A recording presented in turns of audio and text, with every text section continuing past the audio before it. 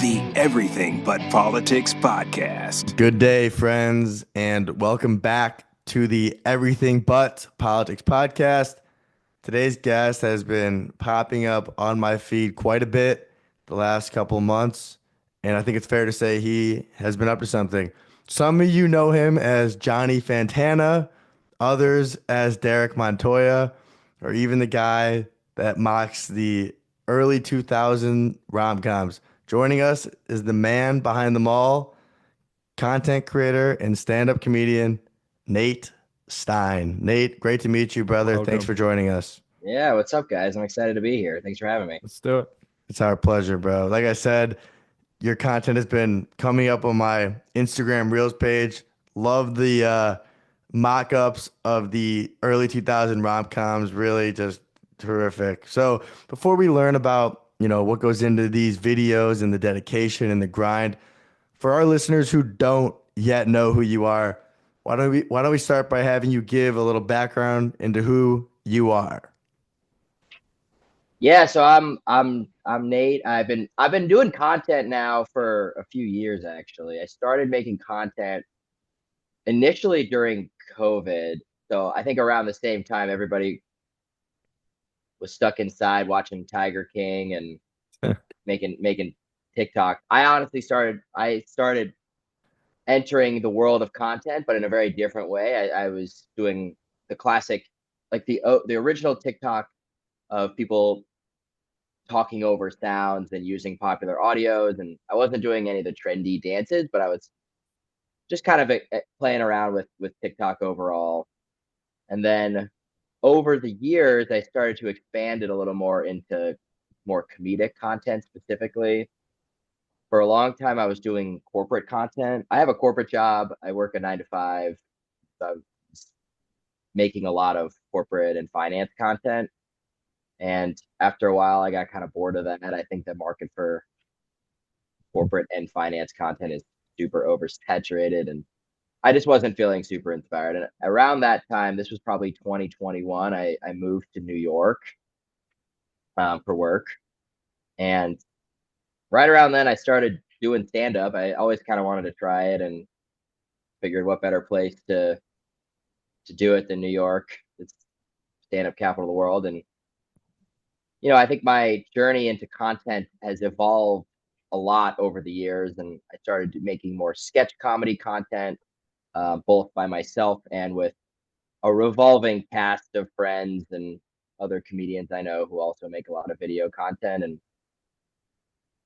so some of them were kind of your classic Instagram sketches, like what happens when you Irish goodbye a party, or talking to your Uber driver. And then we've made a lot of different videos over the years.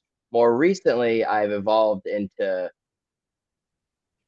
kind of telling stories with content, but in a way that I play all of the characters, which has been a lot easier. Harder and easier in some ways. It's easier because I don't have to get anyone else to be in my videos. I can just write all of the characters and do them all myself.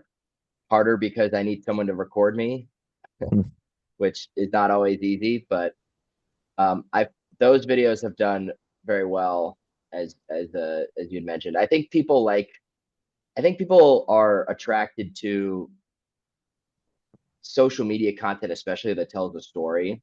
So even the stories that I make up in my videos, which are very silly, I think they hit on very real life situations, such as like visiting a friend, going on a bachelor party, and then spoofing movies, which people love. I think the common thread of all of these is their stories, but told in a very absurd way, which is me talking to myself or pretending to be a woman wearing a wig. Well, and The they're best. very creative, right? And you could tell there's many different videos taken, right, from different angles. I'm sure it takes a couple hours, if not days, to complete one of these videos. But what drew you to comedy? You wanted to do it for quite a while. Was there a comedic upbringing? Were you like inspired or loved comedy movies, parents? What was that like? I think I always just loved being the center of attention. I don't think I had much of an I had my upbringing was very standard, very normal. I think one of my biggest faults as an artist is that I have two loving and supportive parents who set a great example of marriage. I don't have the up and coming scrappy underdog story that a lot of artists have, but no, I don't know. I always just was I love making people laugh, and I think doing that comes in a lot of different forms. Like I've been doing stand up now for about 3 years. Call it on and off, but I have an ongoing comedy show that I produce. I do other people's shows all the time. I get up at some of the smaller, kind of lower level clubs in the city. I've done a few festivals around the country, so I've definitely like dived deep into the stand up comedy world.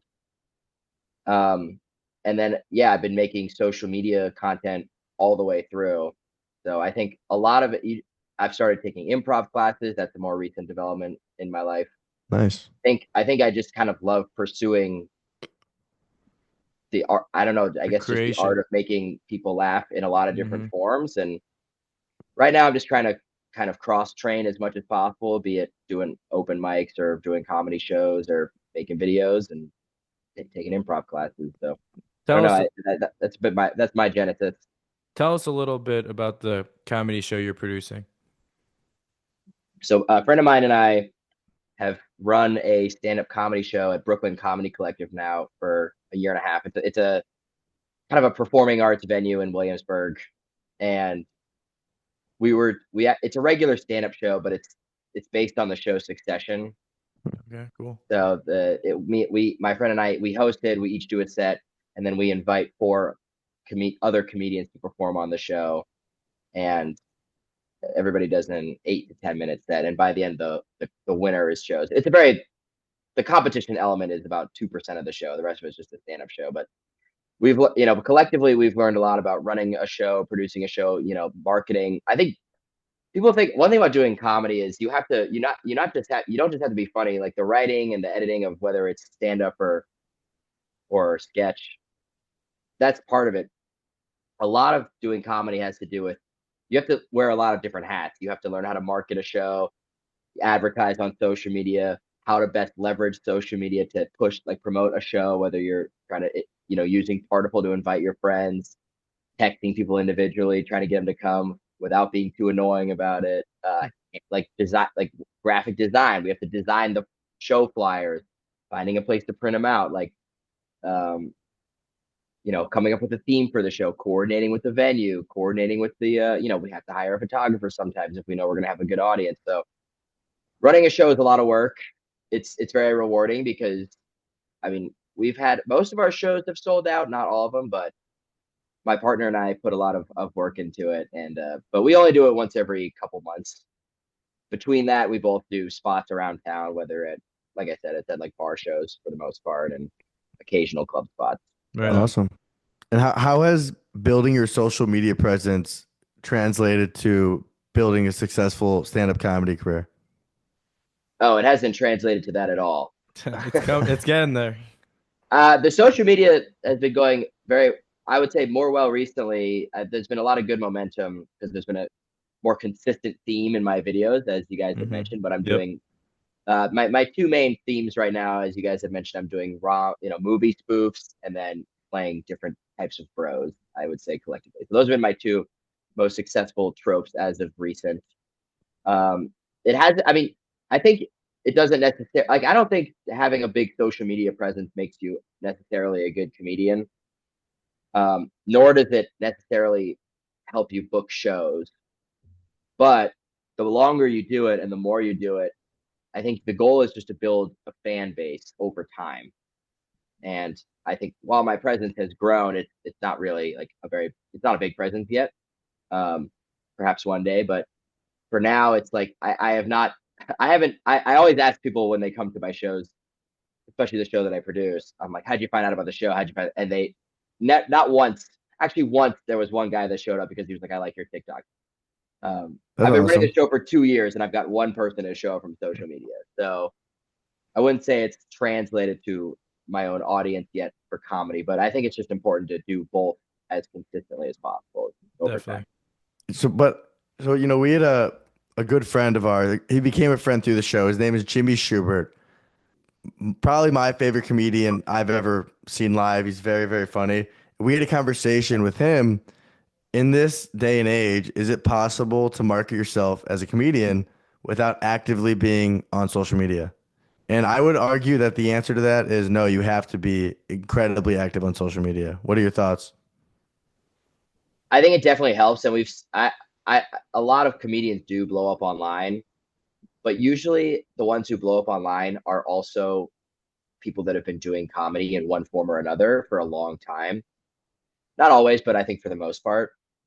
So I think the most important part, if you want to do comedy, and I'm like very much an open micer still, just to be clear, like I'm probably about 3 years into doing stand up, and that's nothing in the span of a person's journey in comedy. But I would say I actually don't know if you have to be online to be. I mean, I think it helps you if you're a very good comedian and you already kind of have a lot of, network. If you have a big network and connections with club across the country and you're already doing a lot of good shows, having a big social media presence will only help you because it can only grow your fans. But I think if you want to be a great comedian, you know, be a great comedian Mm. and focus on and focus on just writing great comedy, stand-up jokes and networking your way through the clubs, which takes a long, long time. And I think when you're funny, if funny people get rewarded over time. I think a lot. But so you can use social media as a great tool, and there's a lot of social media comics that can then use their social media to give themselves comedy opportunities. But there's a lot of great comics who don't use social media, and their time will come. So I don't really believe that I don't know if I necessarily agree with that person, but it certainly has helped a lot of people become, huge success stories. And Agreed. Nate, aside from you being hilarious in your videos, it's also like a ton of acting. Like you could kind of consider yourself an actor as well. Would you ever look into joining TV series or movies? That's something you're interested in?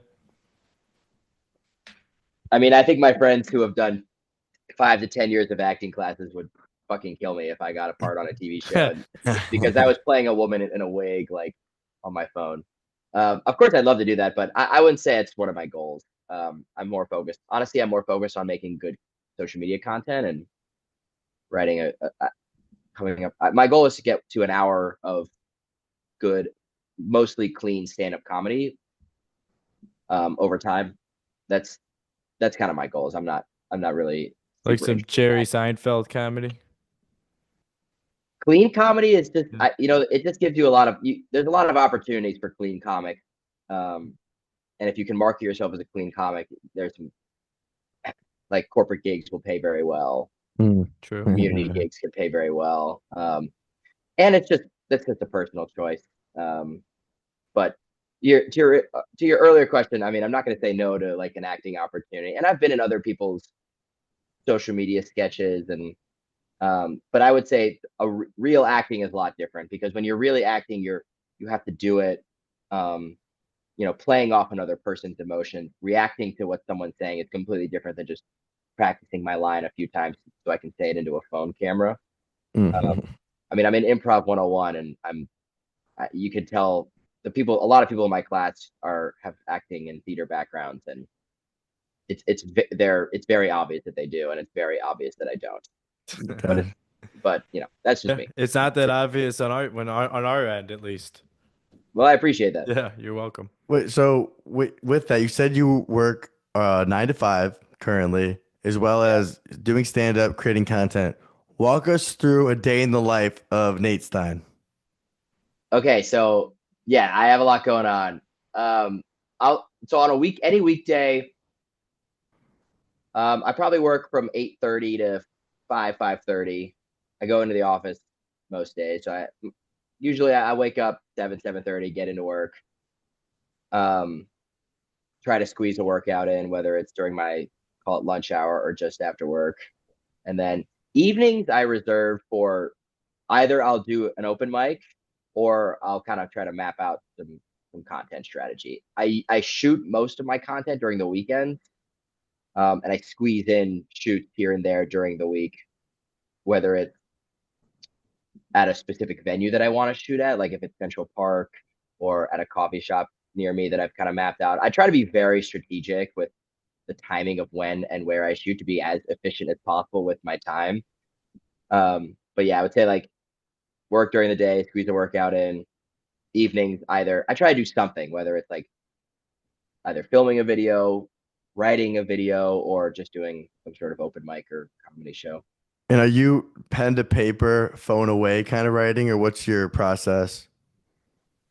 I do actually write on my laptop for the most part. I am a big fan of like using bullets on Microsoft Word, whether I'm writing stand-up material or I mean more. So to be honest, more recently I've been a lot more focused on content, just because it's like I think momentum is very important once you have it. We're all about momentum, Nate. Social media. So lately I've been trying to leverage my time as best as possible to write and record videos, which so I would say stand-up's like not my biggest focus at this current moment. Um anyway, my writing style, I just sit at my laptop and I come up with ideas. I mean, it's a lot easier for me to think like, all right, like what's like another real life situation that I could spoof? Like, all right, I want to do like what I'm trying to shoot this weekend, for example, is like playing sports with your buddies, movies versus reality. I was like, all right, because in the movies, like the guys are always playing basketball and they're like talking about girls and they're just there's like the same type of guy. It's like the married guy, the perennially single guy. So I try to like map it out as best as possible, and I'll literally write out character one says goofy line, bullet, character two goofy line, and then I just kind of go through it over time. So So I'm you, a big typer when I write. I know a lot of folks do. They like to free write it or write on paper. That's yes, big. I know stand-up comedians like swear by it, but I don't have the attention span to write by hand. that's fair. And I imagine most of our generation does not. So you have this script put together, you go to wherever the filming spot is for that given weekend, and then from there, is it really like a true script? Like you know exactly the camera shot, this angle, this time, I'm saying this. From, your strategy, how do you move along and execute the content? Um, yeah, I honestly most people like to like kind of freeform their videos that they make. I write out. I'm like word for word. I write out every line, whether I'm shooting a video with others or just myself. Like I have every line written. And honestly, I in my brain I have every shot mapped out. It's not quite that specific, but when I'm writing these out, I usually have a pretty strong sense visually of what I want to get. And once I get the location that I want to be, like whether it's at a park or whether it's at a restaurant or a bar, I usually get somebody to help me film. Honestly, I'm pretty bossy. I'm always self-conscious when I'm like with somebody. I'm kind of barking orders at them, like, okay, you be here. I'm gonna get these two shots, and I just say the line once or twice, and then I'm done. I honestly try to do like one or two takes, and then just move on. Um, so, but I try to be as efficient as possible with my time and also the time of whoever's shooting with me because It, it's a lot. There's a lot of moving pieces, and frankly, like sometimes when I'm editing the videos, I know that it doesn't like always really matter like the different takes. Like they're all gonna look fine. I mean, and I don't have the range to where they're all gonna be that different. So, um, That was yeah, kind I of my try to map next things out pretty question. specifically. After you write them, how long does it take you to actually film a video if you have everything scripted out? Quick. The filming is not a very long process. The longest part of filming a video, if it's multiple locations, that just takes a while because, like in New York, if I have to go from Brooklyn to Lower East Hmm. Side, like that's just 30 minutes. Um, and I have to swap outfits a lot of the time. If it's ever like That's one true. location, I'll be like, if I shoot a video in my apartment, I don't care how many outfits I have, I'll get that thing done. I'll shoot it in 30 to 40 minutes. But a lot of the videos, like more recently, I've done these movie trailers, and those they take a couple hours to film, but really I try to space them out over a couple days. Um, it's the editing that takes a really long time. What do you do your editing on? So I use this software called VN. It's Okay. like CapCut, but I think it's a little better. I don't know how technical we want to get on like a editing. Uh, But I edit on my phone because that way I can do it like while I'm taking the subway or Yeah. honestly while I'm at work and I got some downtime, I'll crank out some video edits. Yeah. So I use mobile.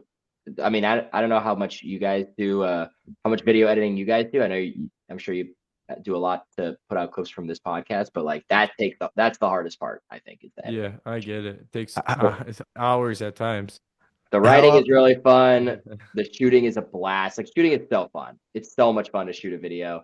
I love writing them. Like I just feel like it flows out of me. It's the editing and I've gotten a lot better at it, and I've learned a lot. That's another thing about doing another random skill you get doing comedy is like I've now learned how to be like a video editor. Yeah.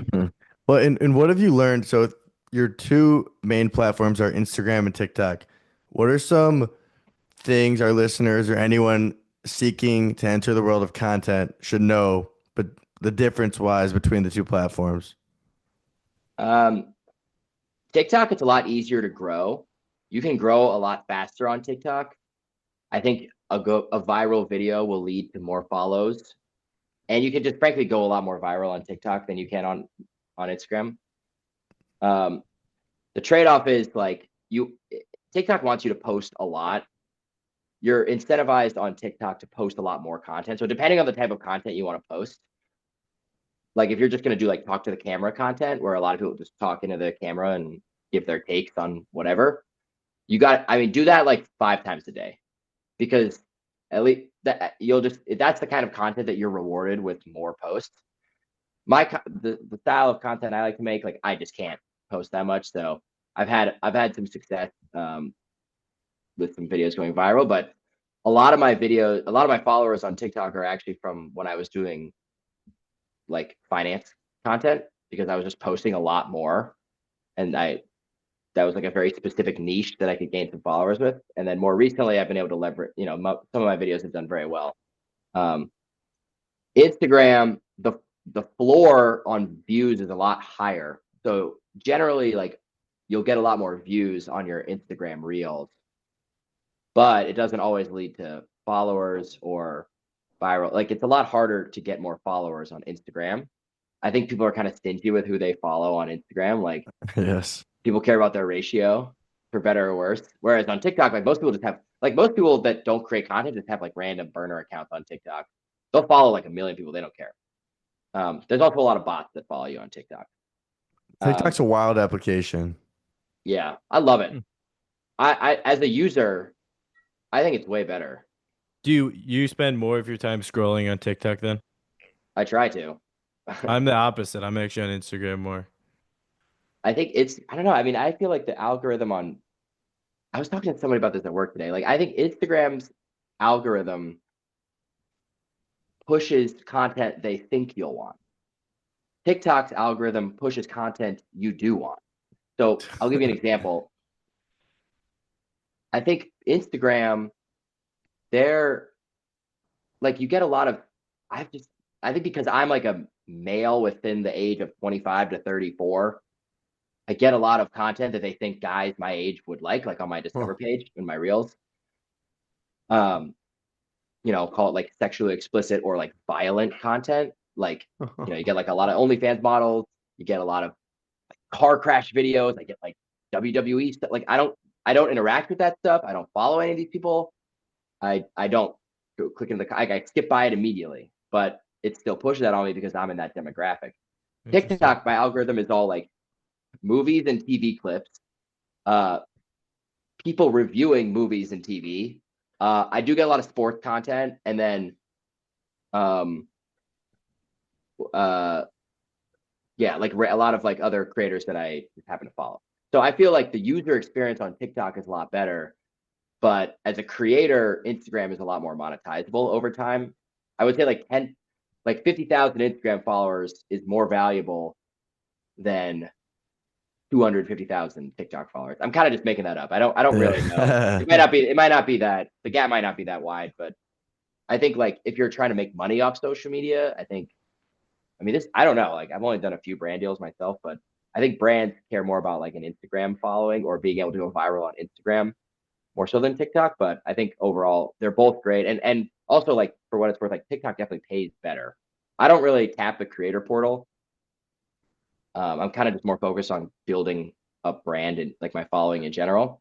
But TikTok directly pays you a lot more than Meta does. But TikTok, I also feel like is more so for products rather than, you know, random brand collaborations. Like Yeah. it's like my mom, I know, does like the same way you shop on Amazon. She does that through TikTok. I actually just bought something on the TikTok shop and it showed up in my so I'm a big fan of the show Severance, and I bought a Lumen mug on the TikTok shop. It was $20. I was like, this is perfect. It showed up at my house shattered. It was shattered in the packaging. Oh no, So bad review from my end for the TikTok shop. that's funny. But they be pushing, they're really like pushing products like crazy. Like also, I don't know. I assume you guys are on all these platforms yourselves. Yeah. Yes.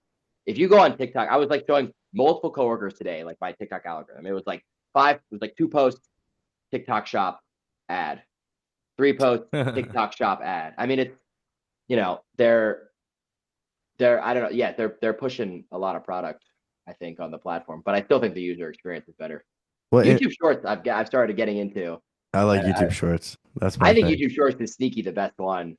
Because if you what you search on YouTube, so it's like Google, it's like an SEO. So everything that would show up on your For You page, whatever you want to call it, recommended, they feed you that in the sub 60-second form through your YouTube Shorts. So like I'm being fed everything that I would watch in the long form content, whereas Instagram is more so like wild videos, like wild, wild shit be popping up on my IG Reels, and TikTok can be anything, but YouTube, for me personally, caters most to my interest.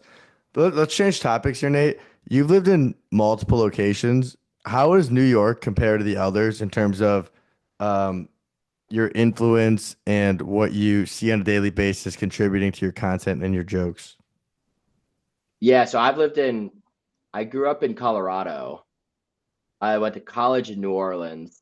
I lived in Florida for a couple years after college. I moved back to Colorado for a year, and then I moved to New York about 4 years ago. So I've lived in and I lived in Texas when I was a little kid, so but that doesn't really count. So I've lived in a lot of different places.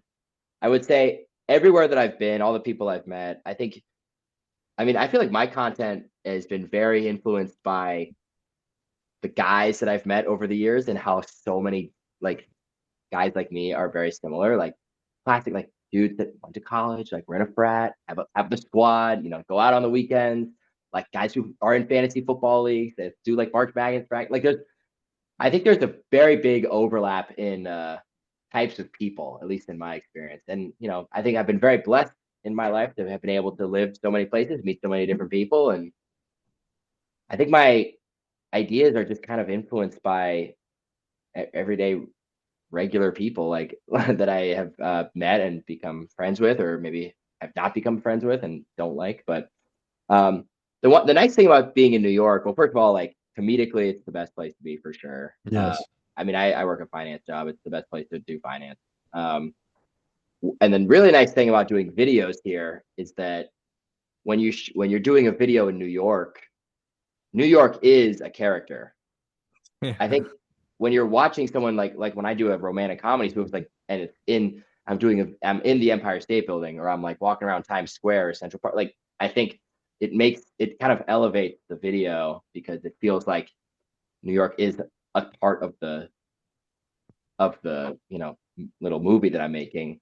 In the same way that if you watch in the same way that like so many movies take place in New York or LA or a lot of these kind of like classically prolific cities, or London, or I don't know where, Miami now. I tend to forget Yes. Florida, like Miami, same thing. Like these places have their own unique culture, and I think as crazy as it may sound to be like, oh, like New York plays a character in my little spoof Well, content. I think it actually has like helped engagement because it's just fun. so a friend of the show and someone we've gotten friendly with, Walk Sauce 42.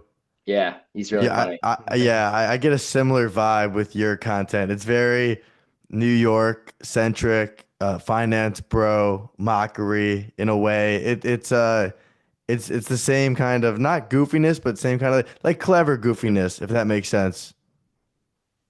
It's I'm a huge fan of. Yeah. I don't know what his real name is, but I'm a big fan. Walker of him. Ward. Shout out Yeah, Walker. I figured it was Walker or something, but yeah, he's great. He's very That's funny. so that was summer right around the corner. What do you have planned with your stand-up as well as some content sketches? Dude, same. A lot of the same. Keep making videos. I want to make more movie. I mean, the movie trailers, I adore. I'm such a fan because I'm a huge fan of like just movies and TV, and I just love making little 1 minute videos. I love making. I just want to keep doing it and keep writing jokes, and I'm gonna keep doing my show. I mean, I try to get it. So I try to do the thing about my show is that like I said, my friend and I produce our show every couple months, sometimes every 3 months, and I try to do 5 new minutes every show. Nice. So I give myself 2 or 3 months to write 5 minutes, which is a lot. I know that may not sound like a ton, but it's a sustainable pace for me with all that I have going on. And that's honestly the near term, long term goals are all kind of the same. Well, with stand-up though, when you get up on stage, are you trying to perfect your current routine, or are you always coming up with new material, trying things out? Yeah, I try to do something new every time. But if I have a show coming up that I care about, like whether it's occasionally I'll like audition at some of the clubs or I'll do like a bigger spot. Like I'll do an open mic before that, literally just to practice my 5 or 6 minute set word for word, the same way I'll do it in a couple hours later, because just saying it in front of a group of people once, and then by the time you do it a second time, it honestly, you feel a lot looser. I think it kind of sharpens you up. And I think most comics would agree. So last So thing here, Nate, I have in the twins, I have another brother, Ethan knows. In my notes tab in my phone, I have dozens of notes on topics if I were to ever do stand up. For someone like myself who's yet to do it, I have a tab of notes sitting in my phone. What would you say to me? I absolutely do it, man. It's so fun. I've met so many people. I mean, like every time I leave my apartment in New York, I run into somebody I've met doing open mics. Awesome. It's no pressure, like especially like early on. No Like pressure like that. dude, it's truly like fun. Also, Miami's got a fun comedy scene. A lot of Miami comics have moved up to New York, and they speak very highly of like the scene down there. They say it's really you can do. There's like a bunch of open mics that actually have an audience. I just recommend like trying it, man. I think everyone should do it. Honestly, it's you'll bomb. Everybody bomb. You're gonna do bad. I do bad most of the time. Like everybody knows that. Like, I mean, I was at the cellar like the Comedy Cellar a year ago, and I watched Ari Shafir, who's a stand-up Yep. just bomb. I mean, he was awful. I mean, so bad. But that's part of it. I mean, you just have to try it, and I don't know. I think it's kind of exhilarating. There's nothing more electrifying than a great or bad stand-up set, like because you're gonna be bad for it'll take about like a year to get 5 minutes. That's okay, not good. Like it's okay, and then it takes about 10 years to be good. Yeah, I live in Boca Raton, so there's a comedy club that they have open mic. I think it's on Tuesdays or Wednesdays. Maybe if anyone listening is in Boca, maybe you'll catch me there one of these nights. I don't know yet, but we'll see. Hey, you know what? Don't invite. Yeah, and another thing, don't bring anyone. Do comedy alone with nobody for 6 months. That's funny you say that. My friend Jake. If your friends go, like wait till you're doing shows, and then because now that I run my show, I have to ask my friends to go every time to get an audience. I mean, we get other crowds, but mostly it's like me and my partner getting our friends to go. So wait till you're funny, and then you can ask your friends to go, and they're gonna want to go so bad, especially in the beginning. But That's like funny. work on your act at least a little. Awesome. Well, Nate, where can everyone find you, your content, or if they want to book you, what is the best way to go about that? Yeah, I'm on Instagram at Nate Stein. I'm on TikTok at Nate Stein Comedy. By the way, I'll be in Boca in like a month. My grandparents live down there. Right on. I've been to Boca many, many times. I'm a huge fan. But yeah, I'll be here. Nate Stein Comedy. I'm online, and I appreciate you guys having me on. This was cool. Yeah, awesome, brother. Best of luck. Wishing you continued success, and thank you for being a part of the Everything But Politics community. See you guys next Monday. Thanks, everyone.